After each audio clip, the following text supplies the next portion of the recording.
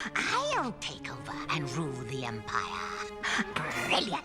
You came so close to getting rid of Cusco and taking over his throne, but unfortunately for you, Yzma, you put your fate in Kronk and wound up disappointed. Kronk was way too young for you, and yet you kept him around for selfish reasons, and he turned out to be a wannabe villain. But don't worry, Yzma, we found your perfect man, and you two are a match made in hell. I need to hear these words. Disney villains need love too. Sure, they've betrayed those closest to them and committed horrible crimes, but deep down, they just want to be accepted for who they truly are. Keep watching to see some of the best Disney villain couples of all time, and by best, we mean worst. I think she took it rather well.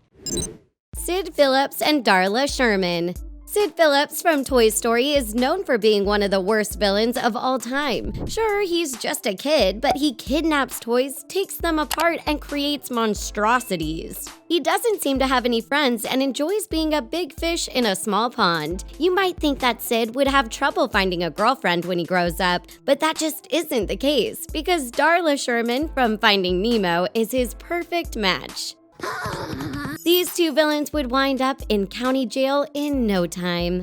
Governor Ratcliffe and the Evil Queen. Governor Ratcliffe from Disney's Pocahontas is truly one of a kind. He lives for fashion and luxury and wants a piece of everyone's pie. He's self-entitled and thinks he owns the ground he walks on. He takes what he wants and ruins lives in the process, which reminds us of another Disney villain. Just like Ratcliffe, the Evil Queen from Snow White and the Seven Dwarfs is vain and selfish to a fault. She's obsessed with beauty and waltzes into Snow White's castle and takes it for herself. These two villains are perfect for each other.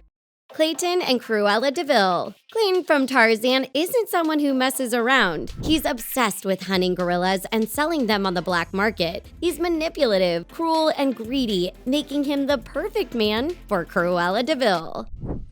There are no trails through a woman's heart. All Cruella wants is a closet full of dashing furs, and Clayton would hunt day in and day out to make his woman happy. Clayton and Cruella are animal cruelty advocates, which is why they deserve each other. Captain Hook and Ursula. Captain Hook from Disney's Peter Pan isn't a simple man. He's got a grudge that keeps him up at night, and he needs a girlfriend who is every bit as evil as he is. Hook is devious, childish, and cowardly, which is why Ursula would walk all over him. We all know that Ursula needs to call the shots, and she's got a score to settle herself. Ursula would transform into Vanessa and convince Hook to hunt mermaids, which could be how Ariel's mother passed away in the first place. Dr. Facili and Mother Gothel. Dr. Facili from The Princess and the Frog and Mother Gothel from Tangled may not seem like a perfect match at first, but hear us out. First of all, Facili and Gothel have similar vibes, and they both share the same affinity for velvet and burgundy. You want to go outside?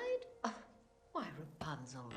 Besides wearing the same colors, Gothel and Facili are trapped by their magics. If Gothel doesn't use the sundrop flower, she'll die of old age, and if Facili doesn't sign any contracts, his friends on the other side will come knocking. These two would totally bond over their tragic lives. Hades and Maleficent. Hades from Hercules and Maleficent from Sleeping Beauty literally belong together. They're currently divorced, but they do have a beautiful and brave daughter named Mal. Both Hades and Maleficent value power, which could be what attracted them to each other. After all, they're the strongest Disney villains of all time. The Mistress of Evil and the Lord of the Underworld started dating in a House of Mouse episode titled Halloween with Hades. Claude, Frollo, and Lady Tremaine. Judge Claude Frollo from Disney's The Hunchback of Notre Dame is one of the most despicable villains in the Disneyverse. He hides behind his political power and wants nothing more than to rid Paris of gypsies and enslave those weaker than him. Claude Frollo may have had a crush on Esmeralda, but he would fall in love with Lady Tremaine. Just like Frollo, Lady Tremaine takes advantage of her status and puts those weaker than her to work. There's the large carpet in the main hall.